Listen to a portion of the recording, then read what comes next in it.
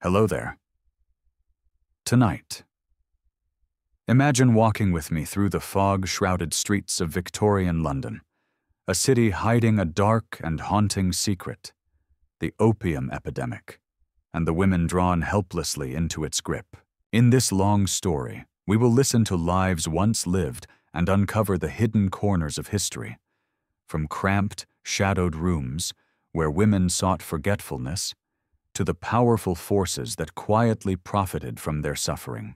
This journey will unfold like a mysterious novel, yet every detail rests upon clear, undeniable history. Let this gentle voice guide you, so that as your eyes grow heavy and drift closed, you fall asleep while slowly absorbing the strange and unsettling secrets of the past. And if you enjoy these quiet journeys into the darker side of history, don't forget to subscribe so you can join us again on Nights to Come. As night settles over Victorian London, the gas lamps flicker weakly against the damp air. Cobblestone streets glisten under a blanket of fog, and the sound of distant hooves mingles with the last cries of vendors closing their stalls. This was a city of extremes. In grand mansions, the wealthy sipped tea and debated culture, while only a few streets away, cramped dark rooms became sanctuaries for another kind of ritual, one centered on a mysterious substance that promised comfort, but often delivered ruin. Opium. London in the 19th century was the beating heart of an empire, its ships carrying treasures from every corner of the world. Among silks, spices, and teas came something else: wooden chests packed with opium from India and China. At first, it was praised as a miracle drug. It soothed pain, calmed anxious nerves, and even quieted the cries of infants. To the exhausted poor, it was nothing short of a blessing. But what began as relief quickly turned into reliance, and reliance into chains. And for women especially, those invisible chains grew heavy. Picture this: a young mother in a cold, rented room, rocking her feverish child. On the table, a small glass vial glows in the lamplight, filled with a dark liquid sold by chemists under the name Laudanum. Just a few drops in water, and the child drifts into peaceful sleep. To her, it feels like magic. Yet with every dose, both mother and child slide closer to dependency, stepping unknowingly into a trap with no way back. Even in the polished drawing rooms of the upper class, opium found eager companions. Respectable ladies, bound by strict expectations of society, often turned to laudanum as a quiet escape. In their diaries, we find confessions of both gratitude and despair, calling it a silent friend, even as it slowly consumed them. Doctors, unaware of its addictive power, prescribed it freely for headaches, sleeplessness, anxiety. Rich or poor, man or woman, laudanum seeped into everyday life. London became, in a way, a city that slept under the haze of opium. Outwardly, it bustled with the energy of empire. Inwardly, it carried the size of a hidden epidemic. It was a disease not spread by air or touch, but by habit and desperation. Listen closely, and you might almost hear it in the fog. The moans of withdrawal, the muffled cries of children silenced with medicine, and the silent unraveling of women who lost themselves, one drop at a time. This was the beginning of one of Victorian London's darkest mysteries: the opium epidemic, where women were not just patients, not just victims, but unwilling witnesses to the collision of progress and despair, a society dazzling in its brilliance, yet haunted by shadows it could not escape. To understand the epidemic, we must begin with a single name: laudanum. Unlike the smoky opium dens of Chinatown that would later capture the public imagination, laudanum was not hidden in shadows. It was displayed proudly on the shelves of chemists, sold in neatly labeled bottles, as common as cough syrup. A mixture of alcohol and powdered opium, it was inexpensive, accessible, and, most dangerously, respectable. Victorian society did not yet speak the language of addiction. Instead, doctors praised laudanum as a cure-all, a remedy for nearly every ill. Headaches, menstrual cramps, stomach troubles, sleepless nights. It was prescribed freely, written into medical journals as though it were no more dangerous than chamomile tea. And so, women, more often than men, became its most faithful customers. Why women? Because the culture of the time encouraged silence and endurance. Pain, whether from childbirth, from constant pregnancies, or simply from the exhaustion of household labor, was rarely spoken of aloud. A lady was expected to endure gracefully. Laudanum offered her a way to do so, without complaint, without scandal. Just a few drops, and the pain softened. A few more, and the mind floated somewhere between sleep and waking, a private world where her burdens briefly disappeared. One surviving advertisement from the mid-1800s promised mothers that a teaspoon of laudanum would quiet a restless child for hours, allowing her to rest. For working-class women, often left to manage children while husbands labored long days, the temptation was overwhelming. It worked. It gave peace. But at what cost? The truth is that laudanum blurred lines between medicine and escape. Many women did not realize they were dependent until it was too late. They would wake in the night, heart racing, skin cold, a gnawing ache twisting in their stomach, and only a dose of the brown liquid could steady them again. Some kept bottles hidden in their cupboards. Others carried small vials in handbags, never admitting, even to themselves, that their lives revolved around the next drop. And yet, society did not condemn them. Unlike alcohol, which carried the stigma of drunkenness, laudanum was discreet. A woman could dose herself and still appear composed at dinner, polite at tea, graceful at church. The epidemic, therefore, spread silently. Respectable homes across London became quiet theaters of dependency, with wives and mothers dosing themselves behind closed doors.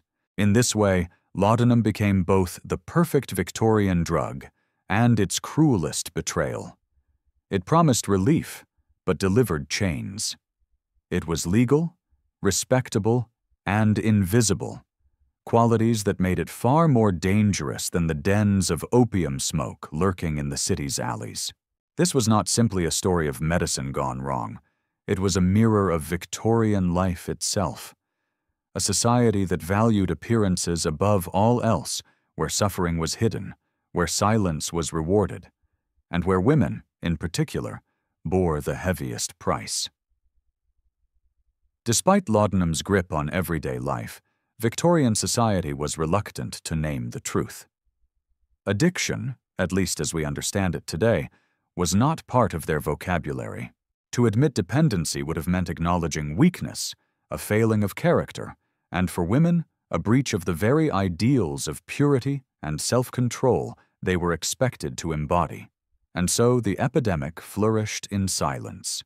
Doctors, many of whom profited from prescribing opium tinctures, framed laudanum as harmless when used properly. The phrase appeared again and again in medical journals.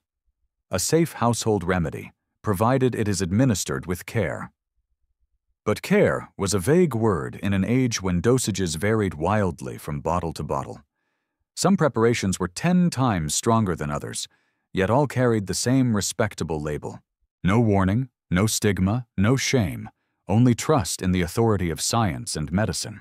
The press, too, played its part in keeping the silence. Newspapers loved scandal, tales of men ruined by drink, or lurid reports of sailors lost to gin. But women? Respectable wives and mothers quietly dependent on laudanum did not fit the narrative. They were not criminals, not beggars, not spectacles. They were the very fabric of domestic life.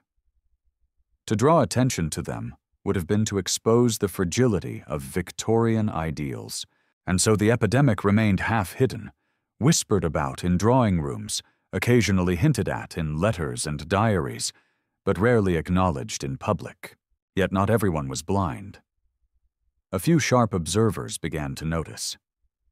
Social reformers recorded how working-class mothers used opium to keep their children still while they labored, noting the tragic deaths of infants given too much. Inquests occasionally revealed laudanum overdoses, sometimes labeled as accidents, sometimes as quiet suicides.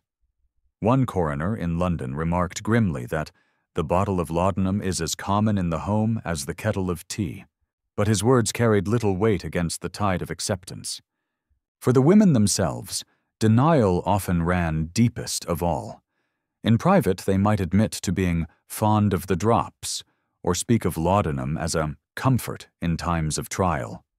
Rarely did they call it what it was, a dependency that ruled their bodies and minds. Many convinced themselves they could stop whenever they wished, that they were in control. But each night, as the fog rolled in, bottles were uncorked, drops measured, and the cycle continued. This tension, between the respectable image of Victorian womanhood and the quiet reality of addiction, was one of the darkest hypocrisies of the age. A society obsessed with appearances could not bear to confront the truth, even as it unfolded in parlors and bedrooms across the city. The epidemic thrived not in spite of respectability, but because of it. If laudanum was the quiet addiction of the parlor, opium dens were the public nightmare of the street. By the mid-19th century, London's East End had become notorious for them. Small, dimly lit rooms, where men and women alike reclined on narrow bunks, inhaling the heavy fumes of burning opium. The dens were sensationalized by the press, painted as foreign, immoral, and corrupting influences on British society. And though their existence was real, their reputation often overshadowed the quieter truth. Far more Victorians consumed opium respectably at home than ever stepped foot into a den. Still, the dens captured the imagination. Writers described them as caves of despair, filled with smoke so thick you could barely see across the room. Thomas de Quincey, whose Confessions of an English Opium Eater shocked audiences decades earlier, had already romanticized the strange dreams and nightmares brought on by the drug. Later, authors like Charles Dickens and Arthur Conan Doyle would use opium dens as settings for mystery and crime, symbols of London's hidden underworld. For readers, they were exotic, frightening, and thrilling. For reformers, they were proof of moral decay. But reality was more complicated. Many of those who entered were working-class laborers, sailors returned from long voyages, or the desperate poor who sought a cheap escape from hunger and exhaustion. In these smoky rooms, the line between medicine and poison blurred just as it did in the drawing rooms of the wealthy. The difference was not in the drug itself, but in how society judged those who used it. A woman taking laudanum in a crystal glass bottle was seen as a patient. A woman found in an East End opium den was branded a fallen soul. Respectability, once again, dictated the story. The middle-class mother dosing her child with laudanum was invisible. The immigrant or prostitute in a den was a scandal. And yet both were bound by the same chains, a dependence on opium that crept into their blood, their bones, their dreams. The dens also served another purpose. They became a convenient scapegoat. Respectable society could point to them and say, "There lies the problem: foreigners, vice, criminals." By focusing on the smoky dens of Limehouse or Whitechapel, Victorians avoided looking too closely at the rows of laudanum bottles lining their own medicine cabinets. The dens were visible, dramatic, easy to condemn. The epidemic in respectable homes remained invisible, unspeakable, and therefore unchallenged. In this way, the city lived a double life. By day, Londoners praised progress, industry, and empire. By night, in foggy alleys and behind velvet curtains, Opium threaded its way through every class, every household, every whispered secret. The dens may have been the stage, but the true epidemic played out quietly, in silence. The mid-Victorian world prided itself on progress. London was the jewel of an empire on which the sun never set. Railways stretched across the countryside, telegraphs connected continents, and science promised mastery over nature itself. In parlors and lecture halls, Victorians spoke of morality, duty, and civilization. To outsiders, it seemed an age of triumph, of order, of dazzling brilliance.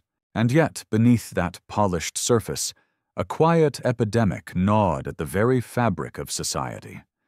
For every new invention, there was a woman somewhere in London measuring out drops of laudanum in the dim light of her kitchen. For every speech about morality, a child somewhere was drifting into an unnatural sleep, its cries silenced with a spoonful of opium. The empire's wealth was built partly on the very trade that fed its people's dependence, as British merchants shipped opium across oceans even while its tinctures consumed their own at home. It was a paradox too uncomfortable to name. A society that demanded self-control and respectability relied upon a drug that eroded both. A nation that preached Christian virtue profited from a trade in human weakness. And in the center of this contradiction stood women, mothers, wives, daughters, who carried the epidemic quietly within their bodies and their homes. Some knew it and feared it. Others denied it until the very end. But whether in crystal bottles on a dressing table or smoky lamps in an East End den, opium bound them all in invisible chains, and the city, wrapped in its fog, carried on as if nothing were amiss. As we close the first chapter of this story, we leave the wide streets of London and descend into the private lives hidden behind lace curtains and locked doors. In the next chapter, we will step closer into the voices, letters, and diaries of Victorian women themselves. Through their words, their confessions, and their silences, we will begin to see the true human cost of the opium epidemic, not just as a social problem, but as an intimate struggle written in flesh and spirit. Her name might have been Mary, or Elizabeth, or Catherine. So common were the names of Victorian women that she could have been anyone, anywhere in London. Let us call her Mary, a mother of 3, living in a modest row house off Whitechapel Road. Her husband worked long hours at the docks, returning home tired, hands calloused, clothes soaked with the smell of the Thames. Mary's days were filled with endless cycles of labor, washing, mending, cooking, tending to her children. There was little rest and even less comfort. It was her youngest child, an infant prone to fevers and nightly cries, who first drove her to the chemist's shop. The apothecary, dressed respectably in his waistcoat, handed her a small bottle with a knowing smile. "Laudanum," he said, as if the word itself carried authority. A few drops, diluted in water, and the baby would sleep peacefully. And indeed, the baby did. For the first time in weeks, Mary found silence, and in that silence, she rediscovered her own breath, her own weary body sinking into rest. From then on, the bottle became a fixture in her home. It stood on the mantel beside the candlesticks, as ordinary as salt or flour. At first, it was for the baby. Then, in the long hours of her own exhaustion, Mary began to take a little herself. A few drops eased her headaches. A few more softened the sharp ache in her back after hauling laundry. Soon, she found that without it, her nights stretched long and sleepless, filled with racing thoughts and a restless body. With it, she floated gently into a calm that felt almost like a gift from heaven. Mary never thought of herself as doing anything wrong. The chemist sold it freely. Doctors recommended it. Neighbors whispered of its wonders. In her mind, she was simply following the rhythm of life, the same way her mother had taken herbal remedies or her grandmother had trusted folk cures. Only this medicine worked better, faster, more completely. But quietly, changes began to creep in. She noticed her hands trembled when she had gone too long without a dose. Her temper shortened with her children, though she hated herself for it. Nights of sleep were no longer restful. Instead, she woke feeling heavy, as though wrapped in invisible cloth. She told no one. Respectable women did not speak of such things. And so the bottle remained her silent companion, never questioned, never confessed. Mary's story was not unique. In every neighborhood of London, from soot-stained alleys to polished townhouses, women just like her held the same glass vials, measured the same amber liquid, and followed the same quiet descent. They did not think of themselves as addicts. Such a word was reserved for men in gin shops or opium dens. They thought of themselves as mothers, wives, caretakers, doing what they must to endure. And that is what made the epidemic so insidious. It wore the face of ordinary life. It carried the voice of duty. It spoke in whispers, never in shouts. And women like Mary, countless in number, bore its weight in silence. If Mary's story unfolded in the narrow streets of Whitechapel, another tale was being written in the elegant drawing rooms of Bloomsbury. Imagine a lady of standing. Let us call her Lady Eleanor. Draped in silk, her days were filled not with scrubbing floors, but with managing appearances. She hosted afternoon teas, attended music halls, and presided over charity committees. From the outside, her life seemed enviable. Fine gowns, polished silver, a household of servants. Yet beneath the surface, her world was just as confined, just as suffocating as any tenement. Eleanor lived in a society that demanded perfection. A lady must be graceful, poised, ever composed. Emotional outbursts were considered unseemly, physical complaints unbecoming. When Eleanor suffered from headaches, what doctors of the time called female disorders or nervous exhaustion, she was handed the same solution as Mary, a bottle of laudanum prescribed by her trusted physician. He called it a tonic for her delicate constitution. He assured her it was safe. At first, she treated it as medicine. A spoonful before bed, and her racing mind quieted. A drop or two before social gatherings, and her anxiety softened into composure. But soon, she discovered something more subtle. Laudanum did not just ease her pain, it muted the edges of her life. The constant pressure of appearances, the endless weight of expectation, the gnawing loneliness of a marriage more political than affectionate. All of it dulled under the amber veil of the drug. Eleanor kept her secret carefully. Her bottles were delivered discreetly, her doses measured in private. Unlike the smoky dens that scandalized the newspapers, her ritual looked refined. A crystal glass, a drop of tincture, a sip of water. At soirees, she smiled and played her part. No one suspected that her calm elegance was less a matter of breeding than of chemistry. But the drug had its cost. She found herself needing larger doses to achieve the same effect. On mornings when she tried to forego it, she felt faint, her hands shook, and her thoughts tangled into anxious knots. She told herself it was temporary, that she could stop whenever she wished. But she never did. Respectable women did not admit such weakness, and so she carried on, her secret sealed beneath lace and velvet. The tragedy of Eleanor's story was not its rarity, but its commonness. She was one among thousands of women, wealthy, educated, seemingly secure, who leaned upon laudanum as quietly as they leaned upon social convention. For them, the epidemic was invisible, not because it did not exist, but because it wore the very mask of respectability. From the alleys of Whitechapel to the parlors of Bloomsbury, the same story repeated. Women bound together by glass bottles and silent dependence. Different in class, in clothing, in circumstance, yet alike in vulnerability. For every bottle of laudanum resting on a mantel or tucked into a lady's handbag, there were silent casualties whose stories rarely reached the public eye. Among the most vulnerable were children. Doctors and chemists encouraged mothers to administer small doses to soothe colic or restless sleep, and working-class families, pressed by long hours of labor, found it a godsend. A baby lulled into quiet meant a mother's hands free for sewing, washing, or factory shifts. But opium does not discriminate by age. The same few drops that soothed one child could overwhelm another.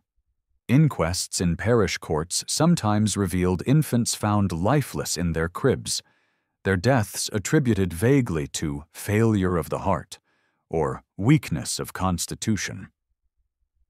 Only occasionally did a coroner dare to write the words opium poisoning. More often, the tragedy was buried under the silence of shame. Older children, too, bore the consequences. Mothers dulled by the drug's haze became less attentive, less patient. Some struggled to rise from bed, leaving older siblings to care for the young. In poorer households, meals were neglected, fires left to burn out, school attendance abandoned. In wealthier homes, the neglect was more subtle.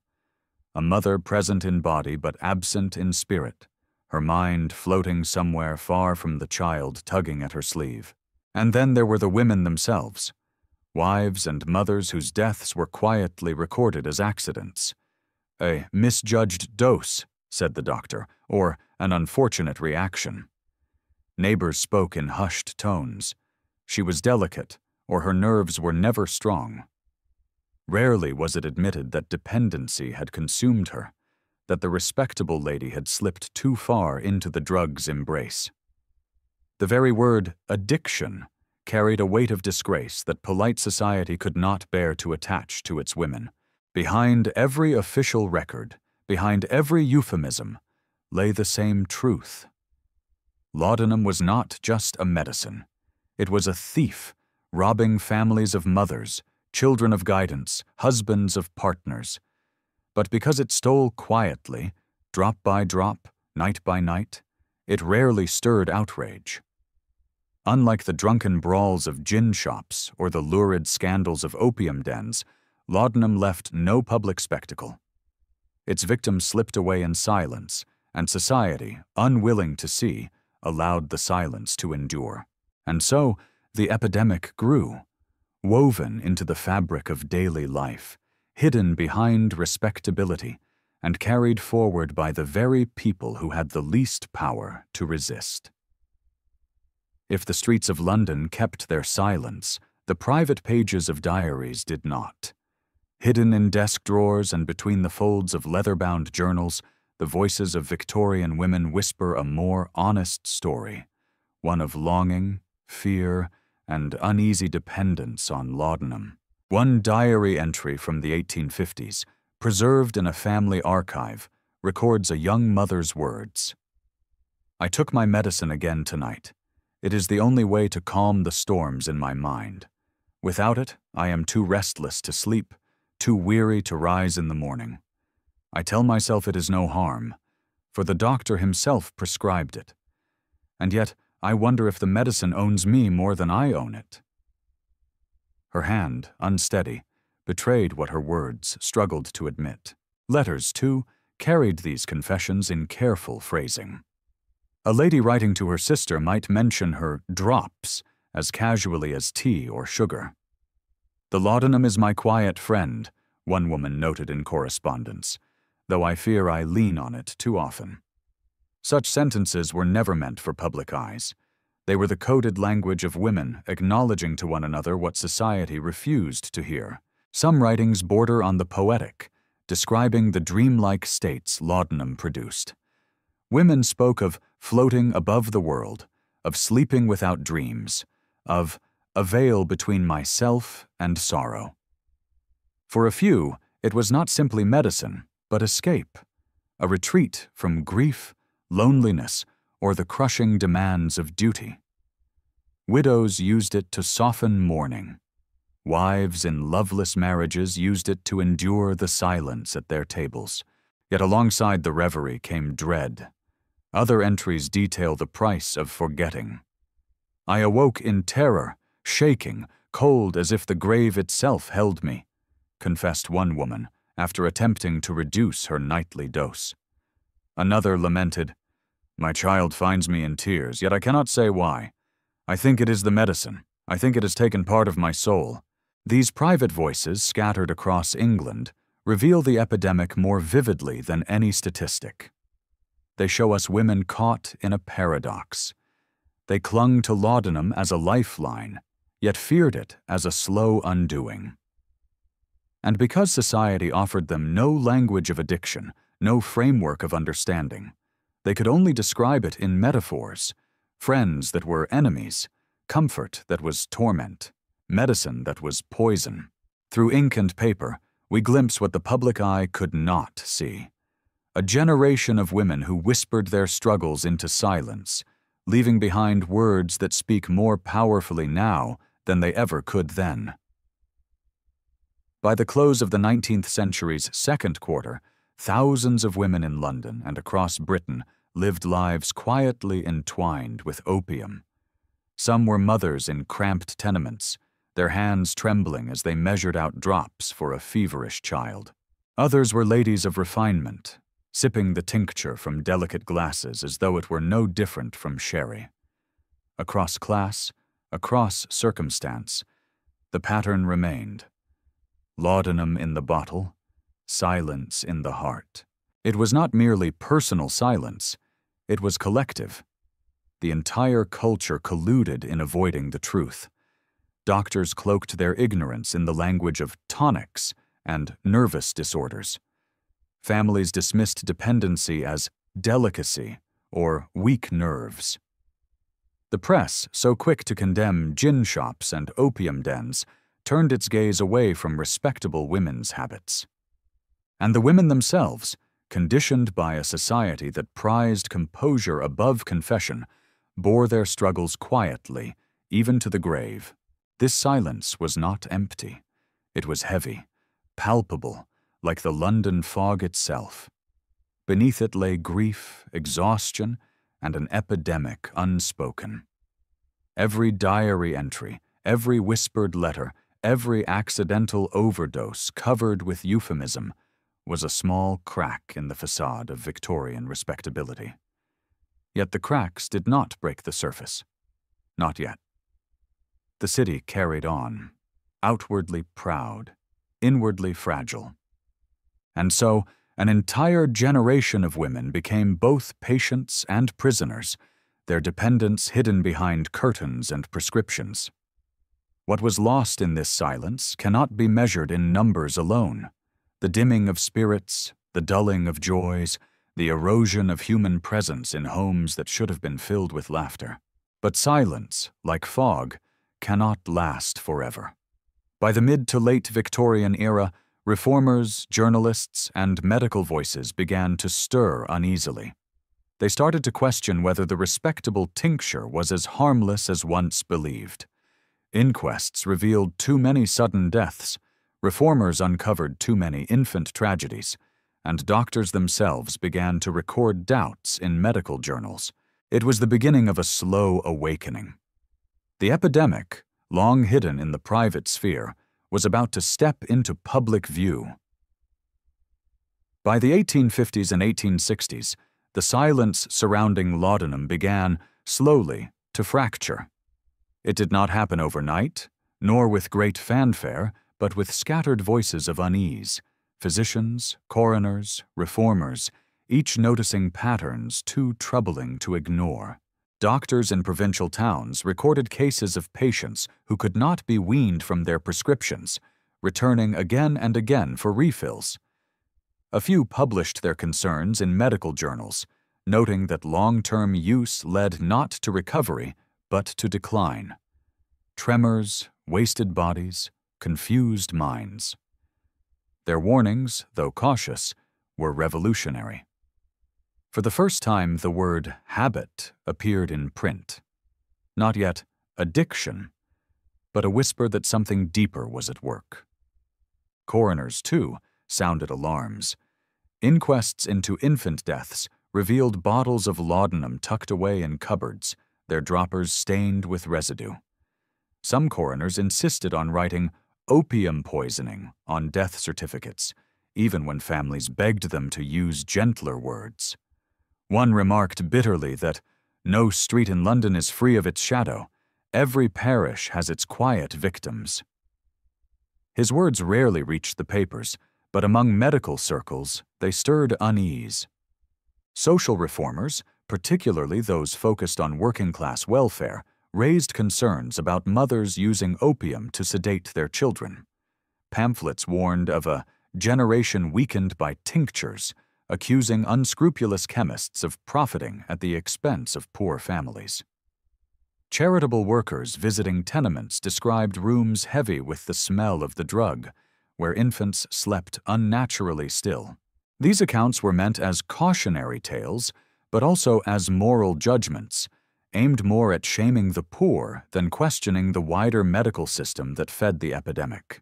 Meanwhile, the newspapers continued to sensationalize the foreign vice of opium dens, largely ignoring the more pervasive domestic dependence on laudanum.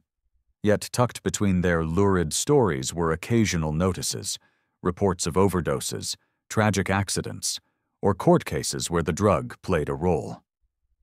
Readers skimmed past them, never realizing how many such cases dotted the city. What these early murmurs reveal is not a society ready to confront the epidemic head-on, but one beginning to feel cracks in its confidence. The miracle medicine of one generation was becoming the troubling inheritance of the next. Respectability still shielded laudanum from public outrage, but in professional circles, inquest chambers, medical journals, reform pamphlets, the whispers grew louder. It was the beginning of a shift, from unquestioning acceptance to uneasy doubt. And doubt, once planted, would slowly, inevitably, grow. While medical journals cautiously debated laudanum's dangers, the popular imagination was already weaving stories out of its shadows. The Victorian press thrived on drama, and though it often preferred the spectacle of East End opium dens, it could not entirely ignore the respectable women who fell victim to the drug. Yet the tone was rarely sympathetic. Instead, women under opium's spell became figures of mystery, pitiful, cautionary, sometimes even grotesque. Articles occasionally hinted at ladies of refinement found collapsed in their bedrooms, a bottle of tincture nearby. The reports were brief, wrapped in euphemism. They never lingered on the social pressures or medical ignorance that had led her there. Instead, they cast her as a tragic curiosity, a stain on respectability. The lesson was clear. Excess was dangerous, even in the most polished households. Fiction went further. Novelists seized upon opium as a tool for atmosphere, symbolism, and suspense. Writers like Wilkie Collins in The Moonstone used laudanum not just as a plot device, but as a mirror of Victorian fears, the blurring of consciousness, the unsettling possibility that beneath civility lay chaos. Female characters who consumed opium often occupied ambiguous roles, mysterious, fragile, unreliable, sometimes dangerously unstable. They were no longer just women in pain. They became literary archetypes, embodiments of moral and physical decline. For the public, this blending of reality and fiction shaped perception. The opium lady became at once a scandal and a warning. She was portrayed as delicate, wasted, pale, her body failing under the weight of her secret habit. She symbolized weakness, vulnerability, and the hidden costs of modern life.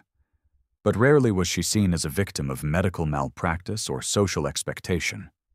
Instead, she became a figure of blame, her suffering moralized into a lesson for others. This cultural narrative reinforced the silence. Women struggling with dependence could not openly seek help, for they risked being seen not as patients, but as cautionary tales. A respectable woman might read a novel where an opium-dependent character is portrayed as tragic or dangerous and feel a shiver of recognition, yet she would never admit it aloud. Thus, the epidemic remained veiled, present in literature, hinted at in newsprint, but never fully acknowledged in society's conscience. And yet, in giving opium a face, even a distorted one, Victorian culture was laying the groundwork for change. The image of the fragile, opium-dulled woman haunted readers, unsettling them in ways statistics never could. It was the first step in transforming a private affliction into a public concern. For much of the early Victorian age, laudanum was hailed as a universal remedy. Physicians prescribed it as casually as modern doctors recommend aspirin, without hesitation, without warning, and without limits. But by the mid-19th century, cracks in this certainty began to show. Cases accumulated that could no longer be dismissed as coincidence. Patients whose health steadily declined despite constant dosing, women whose nerves worsened instead of improved, infants whose quiet sleep ended in stillness. Medical journals grew uneasy. A few bold doctors wrote essays confessing their doubts. They noted the peculiar attachment patients developed, the way they returned for repeat prescriptions long after their original complaints had faded. They observed tremors, paleness, weakness of appetite, symptoms that seemed not of illness, but of the cure itself. One physician admitted that the treatment becomes the affliction. Another called laudanum a two-edged sword, healing on one side, wounding on the other. The word addiction had not yet taken root in medical vocabulary, but terms like habit, dependence, and intemperance of the drops began to appear. Slowly, the idea emerged that laudanum was not merely a neutral medicine misused, but a substance with its own grip on the body and mind. The push for reform, however, faced resistance. Many doctors were reluctant to admit their profession had unleashed a silent epidemic. Others genuinely believed the benefits outweighed the risks, arguing that life was full of suffering and laudanum offered relief like nothing else. And of course there was profit. Chemists and apothecaries made steady income from regular customers whose bottles never stayed empty for long. Yet momentum built. Reports of accidental overdoses grew too numerous to ignore. Reform-minded physicians began to call for clearer labeling of strengths and dosages, noting that one shop's laudanum might be 10 times stronger than another's. Medical societies debated whether opium should remain so freely available, or whether tighter controls were necessary to protect the public. These debates marked a turning point. For the first time, opium was shifting in the cultural imagination from miracle cure to dangerous drug. It was no longer only a private secret or a literary symbol, but a public health concern, though one still cloaked in hesitation and denial. And at the heart of this transformation stood the women who had long been its quietest patients. Their experiences, scattered in diaries, whispered in consultations, recorded in coroner's reports, forced medicine to confront an uncomfortable truth, that the cure it had praised so fervently was, in fact, creating its own disease. As whispers about laudanum's dangers grew louder, reformers pressed for legal action. Could the government, they asked, continue to allow chemists to sell a powerful narcotic as casually as cough syrup? Was it not the duty of the state to protect its citizens from a drug that crept silently into homes, nurseries, and drawing rooms alike? The first proposals were modest. Reformers suggested clearer labeling on bottles, indicating strength, dosage, and warnings against overuse. Some called for chemists to keep records of sales, especially for large or repeated purchases. Others proposed restrictions on children's access, citing the mounting reports of infant deaths. Yet when such measures reached Parliament, they often stalled. Why? Because opium was no ordinary medicine. It was the backbone of imperial trade. The British Empire, in fact, was the largest opium dealer in the world. From the fertile fields of Bengal, poppies were cultivated, harvested, and processed into chests of raw opium. These were shipped across the seas, most famously to China, where the trade sparked not only dependency, but war. The Opium Wars of the mid-19th century revealed the brutal reality. While at home, British politicians debated whether laudanum should carry warning labels. Abroad, their empire fought to secure the right to flood another nation with the very same drug. This hypocrisy was not lost on critics. Pamphlets and speeches accused Parliament of moral blindness. How could Britain preach virtue and Christian civilization while profiting from the misery of others? How could it condemn the smoky dens of Limehouse while its merchants forced open Chinese ports with gunboats, carrying tons of the same substance? Yet these voices were often drowned by the louder chorus of profit and empire. Domestically, resistance also came from practicality. For many doctors and patients, opium was indispensable. Alternatives were few, and pain was real. To restrict its sale seemed, to some, an act of cruelty. Better a people comforted, even if dependent, one physician argued, than a people writhing in agony without remedy. This sentiment, combined with the inertia of bureaucracy, delayed meaningful regulation for decades, and so the laws that emerged were halting, piecemeal, hesitant. Some regions required chemists to record opium sales. Some insisted on packaging that distinguished laudanum from harmless tonics. But there was no sweeping prohibition, no decisive break. Opium remained both medicine and menace, woven tightly into the daily fabric of Victorian life. It was a paradox written into the very foundations of empire. A nation both victim and dealer, both addict and supplier. And in this shadow, women continued to measure their drops, reformers continued to cry out, and the fog of dependency lingered still. By the end of the mid-Victorian years, opium had become more than a household remedy. It was a battleground of contradictions. Doctors were split between tradition and new caution, some still praising laudanum as a blessing, others whispering of its dangers. Reformers clamored for stricter controls, while Parliament hesitated, unwilling to disrupt the profits of empire. And in homes across Britain, women continued to reach for their bottles, unaware or unwilling to admit that their comfort came with hidden chains. The contradictions were stark. In London, a chemist's shop sold laudanum for pennies, no questions asked. In India, fields of poppies stretched for miles under the hot sun, cultivated for export.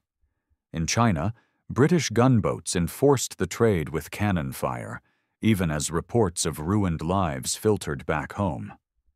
The same empire that debated warning labels in Parliament fought wars abroad to defend the very substance it half-heartedly considered regulating. At the heart of it all were women, respectable, invisible, trapped in silence.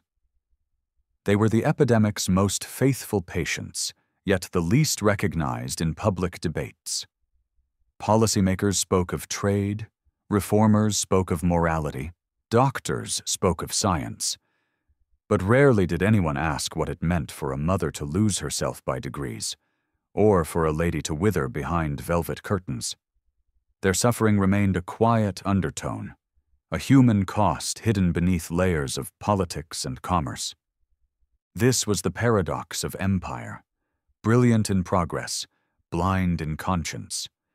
A nation that built railways and telegraphs across continents could not yet face the truth in its own homes. The fog of London was more than weather. It was metaphor, a veil drawn over realities too uncomfortable to see clearly. And yet, cracks were forming. The silence was breaking, slowly, unevenly. Case reports mounted, reformers grew bolder, and a new kind of story began to surface. Not abstract debates of medicine or law, but vivid accounts of individual lives undone by opium. These stories would bring the epidemic out of the shadows, giving faces and voices to what had long been whispered only in private. As we leave Chapter 3, we step into these lives. In Chapter 4, we will walk alongside the women whose names were recorded in diaries, court inquests, and family tragedies. Their voices will carry us beyond statistics and policy, into the raw, human heart of the opium epidemic. On a fog-drenched morning in 1868, the coroner's court in East London heard the case of a young woman found lifeless in her bed. Her name, recorded in the inquest, was Sarah Turner. She was only 23. The official record described her as of modest employment, lately unwell. On the small table beside her bed lay a half-empty bottle of laudanum. Neighbors testified that Sarah had been a seamstress, working long hours to support herself after her husband, a dock laborer, succumbed to an accident 2 years prior. Alone, burdened, and often ill with what doctors vaguely called nervous weakness, she turned to laudanum. The chemist had sold it without hesitation. After all, it was medicine, not contraband. For Sarah, it was both solace and sustenance. It eased her loneliness, softened the ache in her hands from sewing by candlelight, and carried her into sleep when grief weighed too heavily. But her neighbors noticed the changes. Her face grew pale, her step unsteady. She often appeared distant, as though half asleep even in daylight. On the night before her death, she had complained of severe pain in her chest. Whether she sought relief or simply misjudged her dose, no one could say. The coroner's jury returned a familiar verdict. Accidental poisoning, yet between the lines of the record, a different story lingered. Sarah had not been reckless, nor immoral, nor criminal. She was one of thousands of women who had been quietly ensnared by a remedy prescribed as readily as tea. Her death was not an accident in isolation, but part of a pattern too vast to ignore. The case drew little attention in the press, just a short notice buried in the back pages of a newspaper. No scandal, no outcry. She was, after all, only a seamstress in the East End. But for the coroner who signed her certificate, and for the medical observers who collected such cases, Sarah Turner's name joined a growing list of women whose lives ended not with headlines, but with a bottle of amber liquid left uncorked by the bed. Her story was ordinary, and therein lay its power. It revealed the epidemic not as something distant or sensational, but as something woven into the daily lives of ordinary women. Lives of work, loss, and quiet reliance. Sarah's tragedy was not unique, it was typical, and that was what made it haunting. In 1874, a notice appeared in a London newspaper's society column. The sudden and untimely passing of Lady H has shocked her circle of acquaintances. No further details were offered to the public, only a suggestion that her death had been the result of a sudden malady of the heart. Yet in the private papers of the coroner's office, the truth was less polished. On her nightstand had been discovered several bottles of laudanum, one nearly drained.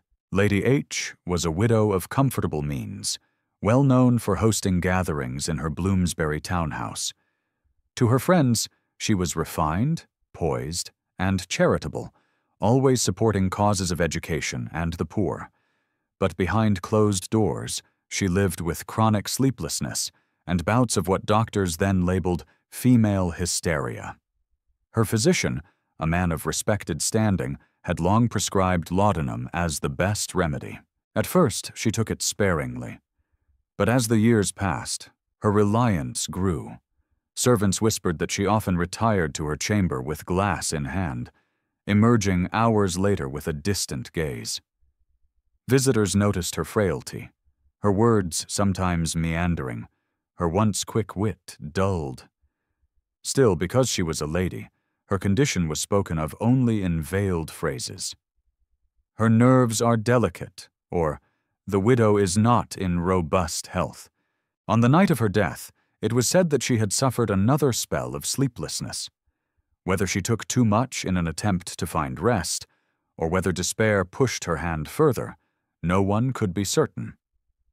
The inquest, sensitive to her social status, ruled it a tragic miscalculation rather than anything more shameful.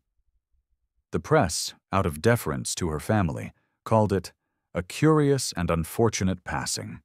But those who read between the lines knew better. Lady H's story was not one of mystery, but of pattern. The same reliance, the same silence, the same quiet descent endured by seamstresses in the East End and by noblewomen in their drawing rooms. Her wealth had given her privacy, her title had softened the scandal, but laudanum did not respect class. It threaded its way into her veins as surely as it did into the hands of the poor, and in the end, it claimed her all the same. The irony lay in the contrast. Sarah Turner, the seamstress, was dismissed as a sad accident, her life barely noted. Lady H, cloaked in wealth and status, was memorialized in hushed tones of mystery. And yet both women were victims of the same epidemic, their lives extinguished by the same amber drops, their deaths reduced to euphemism rather than truth. It was here that the epidemic revealed its full reach, a plague without prejudice, binding the lowest alley and the highest parlor in a common fate. In 1882, London's newspapers erupted with a story that captured both fascination and disdain. The case of Mrs. Caroline Beaton, a woman of respectable middle-class standing who had been discovered wandering the streets of Kensington in a stupor, clutching a vial of laudanum. Unlike Sarah Turner, whose death was tucked quietly into the coroner's ledger, or Lady H, whose demise was softened into euphemism, Caroline's story became spectacle. The press delighted in the contradictions.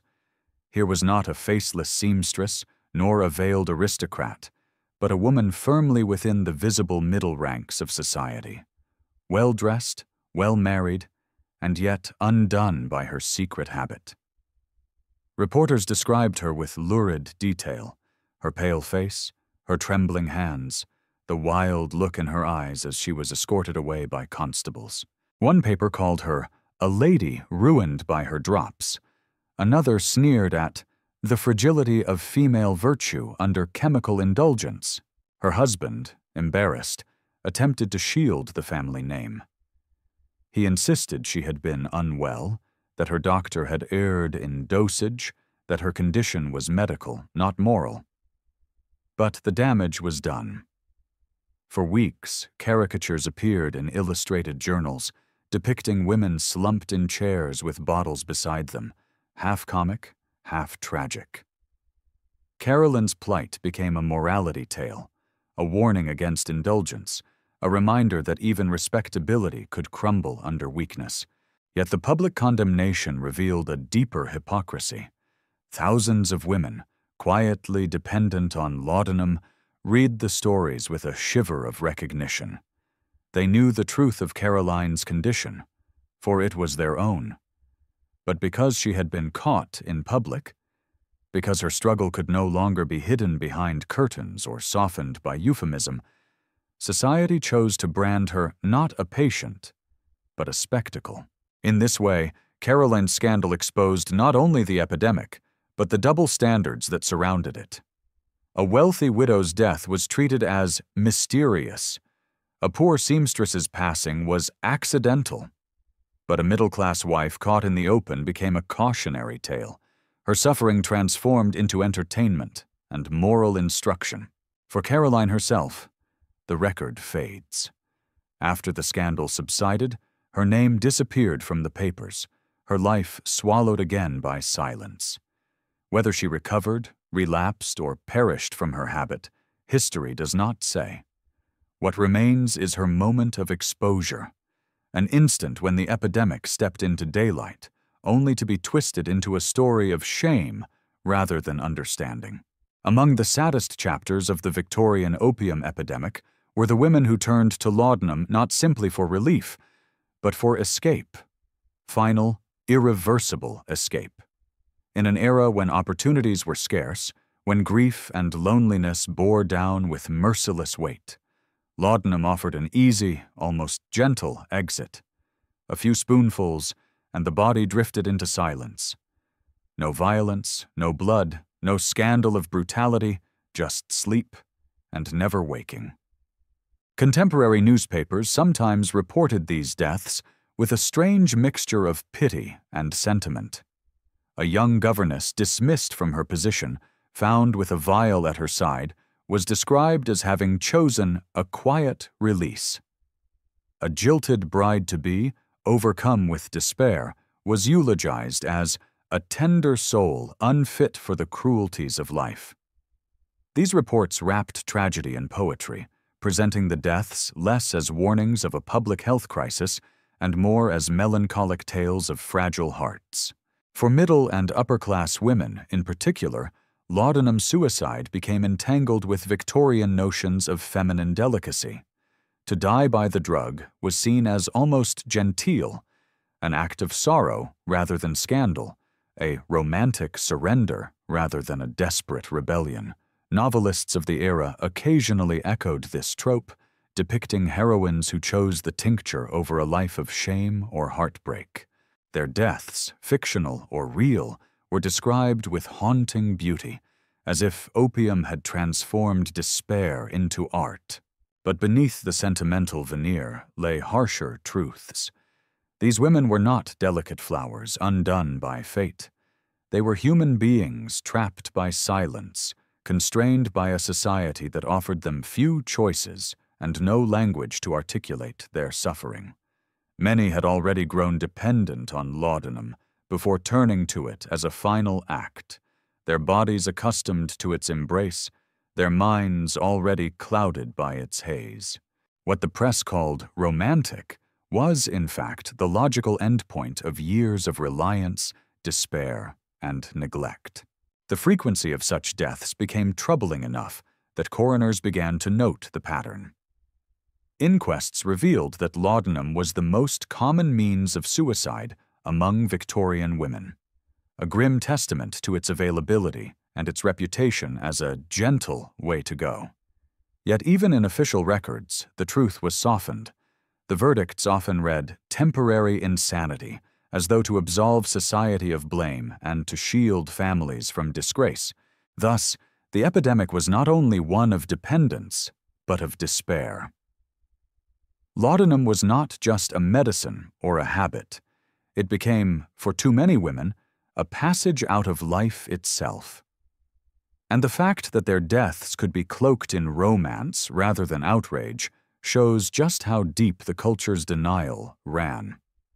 The drug that promised comfort had become the silent author of countless final chapters, each one erased from scandal by a veil of poetic language. From Sarah Turner, the seamstress whose quiet reliance ended in accidental poisoning, to Lady H., whose wealth and title could not shield her from the same amber drops. From Mrs. Caroline Beaton, whose public disgrace made her a spectacle for the papers, to the countless nameless women who slipped into eternity with laudanum as their final companion.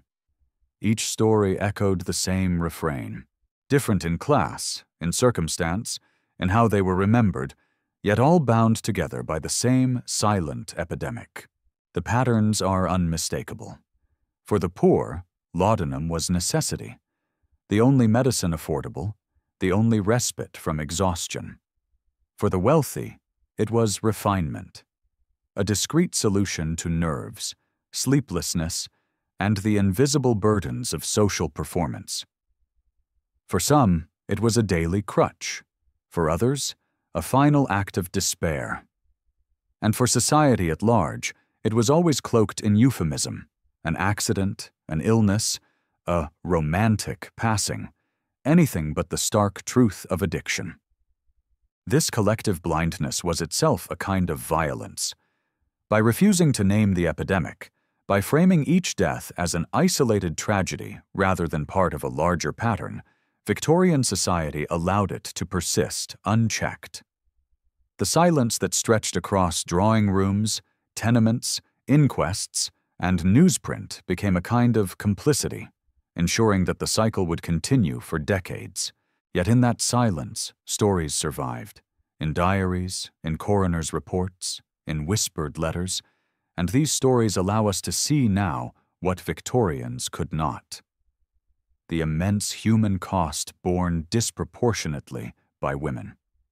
They reveal an epidemic that was not dramatic in spectacle, but relentless in its reach, threading itself into the ordinary rhythms of life until it seemed almost invisible. As Chapter 4 closes, we stand before the full human face of the crisis.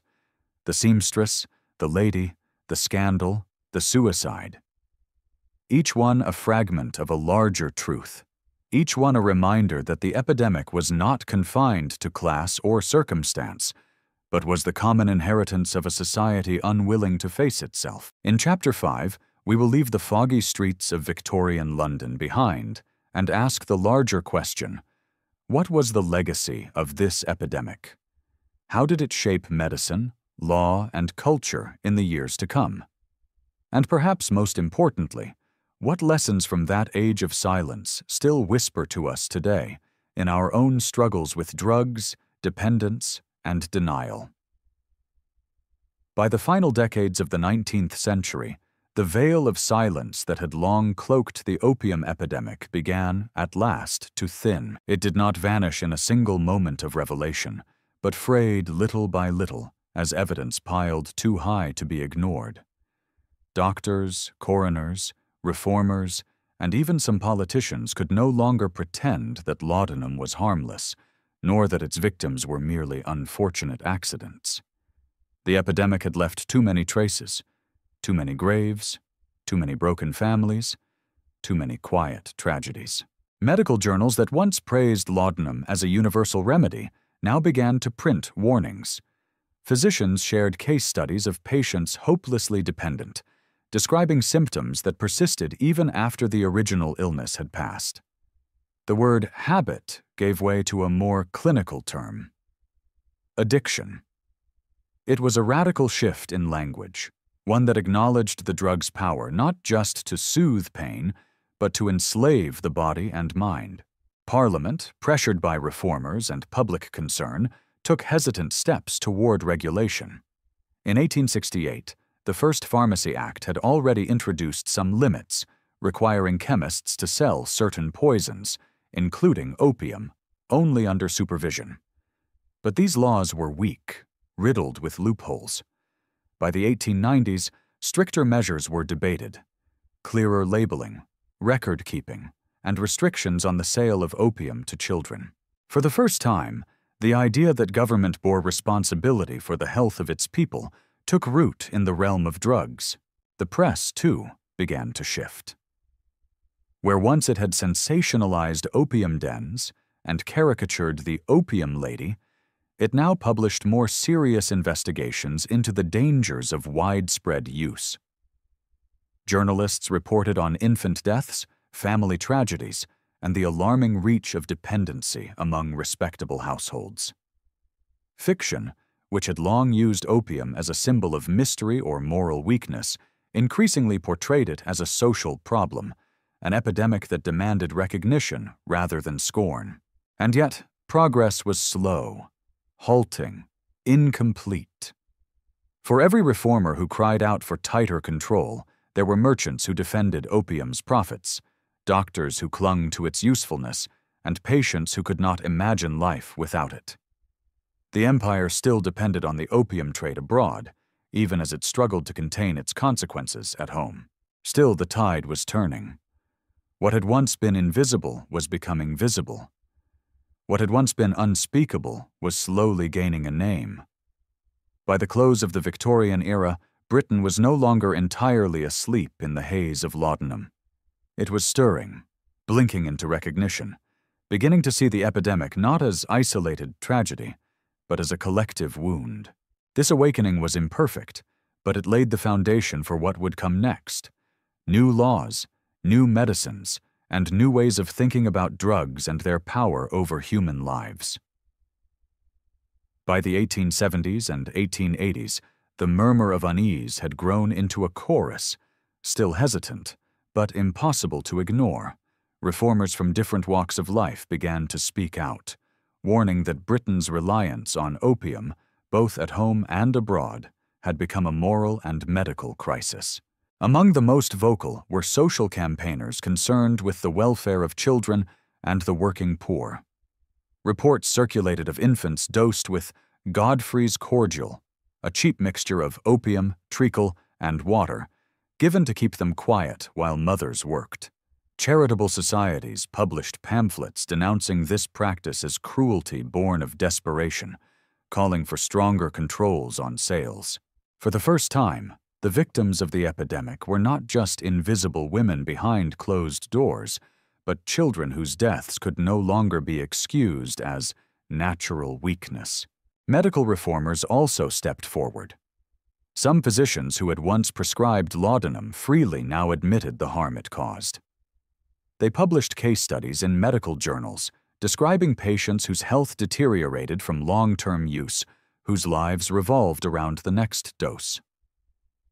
These accounts gave scientific weight to what had long been whispered in diaries and inquests. They reframed opium not as a personal failing, but as a medical and social problem, an addiction that required recognition, not shame. Religious voices joined the movement as well. Christian reformers, already active in campaigns against alcohol, began to link the opium trade to broader questions of morality. How could Britain, they asked, claim to be a moral leader while profiting from the misery of China and allowing its own people to fall into quiet ruin? Missionaries returning from abroad described the devastation opium wrought in Asia, drawing uncomfortable parallels with laudanum dependence in English homes. Even Parliament, long resistant, began to feel the pressure. By the late Victorian period, debates over the regulation of opium became more frequent. Members of Parliament cited not only medical evidence, but also moral arguments, that the state had a duty to protect its citizens from a substance as dangerous as any poison. Though reform came slowly, these debates marked a critical shift. The epidemic was no longer a matter of private silence, but a public issue worthy of political attention. And yet, reformers often faced scorn.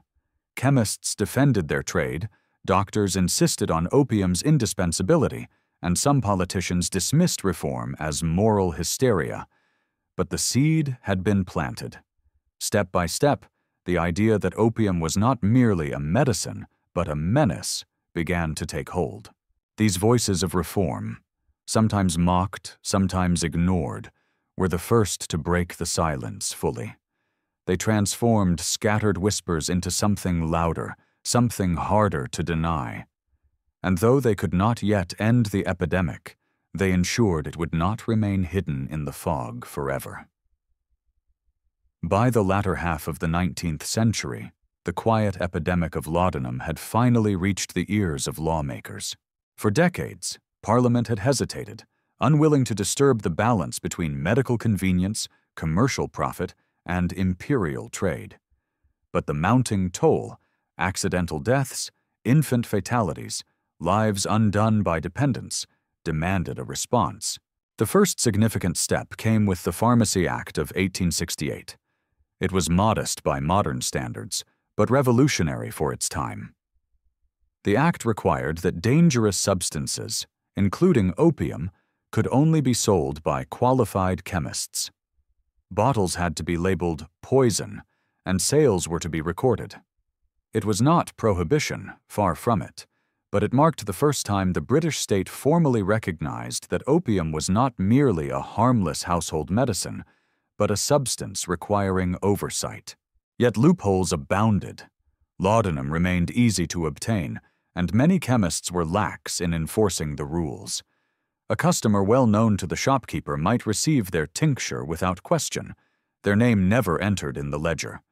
Poor families still found Godfrey's cordial and similar preparations readily available. The law had been written, but in practice it was often ignored. In the decades that followed, further reforms slowly tightened control. Later pharmacy acts in 1878 and 1898 strengthened requirements, adding more poisons to the restricted list and demanding stricter labeling. By the dawn of the 20th century, discussions about opium had shifted.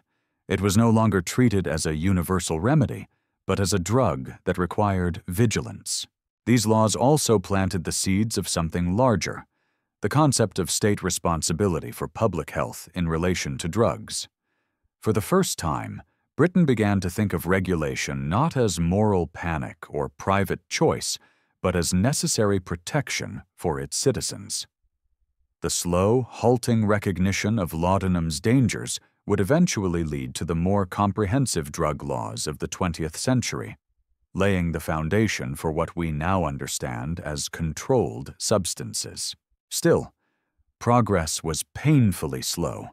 Thousands more lives were caught in the years of half measures, and the epidemic never truly vanished.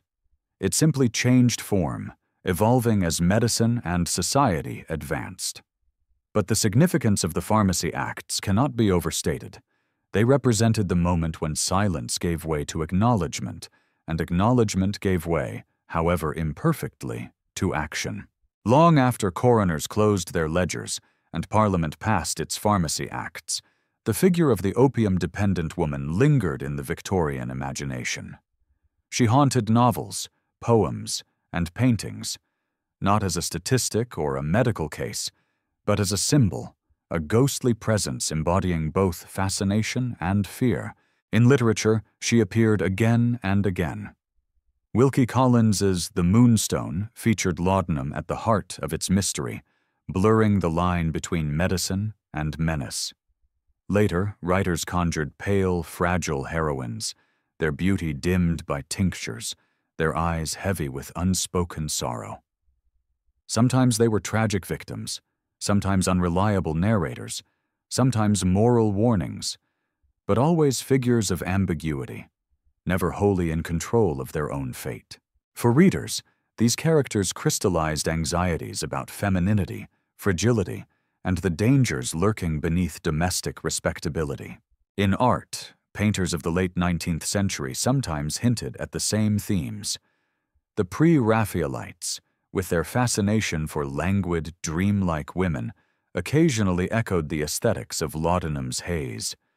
Drooping figures, half-closed eyes, a beauty tinged with morbidity. Though rarely depicted explicitly holding a vial, the association was there. The vision of a woman both alluring and fading, suspended between life and death. In the public imagination, the opium lady became both a cautionary tale and a morbid fascination. Newspapers alternated between sentimentalizing her death as romantic and mocking her weakness as a social failing. The result was a contradictory legacy. She was both pitied and judged, admired for her fragility, yet condemned for her supposed indulgence. This duality reflected deeper Victorian tensions about gender. Women expected to be delicate, yet punished when that delicacy became dependency. These cultural echoes outlived the epidemic itself. Even as medicine moved on, even as stricter laws curtailed free access to opium, the image of the laudanum-dulled woman lingered in stories and art. She became an archetype, one that continued to haunt depictions of addiction well into the 20th century. The notion of the addict as fragile, fallen, and morally suspect, rather than as a patient in need of care. The persistence of this image reminds us that the opium epidemic was not only a medical or social crisis, but also a cultural one. It reshaped the way Victorians thought about women, medicine, and morality. And though the bottles of laudanum have long since disappeared from pharmacy shelves, the shadow of the opium lady remains, a symbol of both society's fascination with weakness and its failure to offer compassion.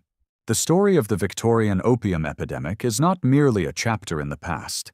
It is a mirror, reflecting truths that still resonate today. For decades, women across London and Britain lived with bottles of laudanum at their bedsides, caught between relief and ruin. They were patients, mothers, widows, daughters. They were poor and rich, anonymous and celebrated. And together they carried the weight of a silent epidemic that society refused to name. Its legacy is twofold. On one hand, the epidemic pushed medicine and law into new territory. The Pharmacy Acts, the medical recognition of addiction, and the gradual regulation of opium all emerged from the wreckage of those lost lives. Modern drug policy, flawed though it is, traces its roots back to those hesitant first steps taken in Victorian Britain. The suffering of countless women became, however unintentionally, the catalyst for new ways of thinking about medicine, responsibility, and public health. On the other hand, the cultural scars remain.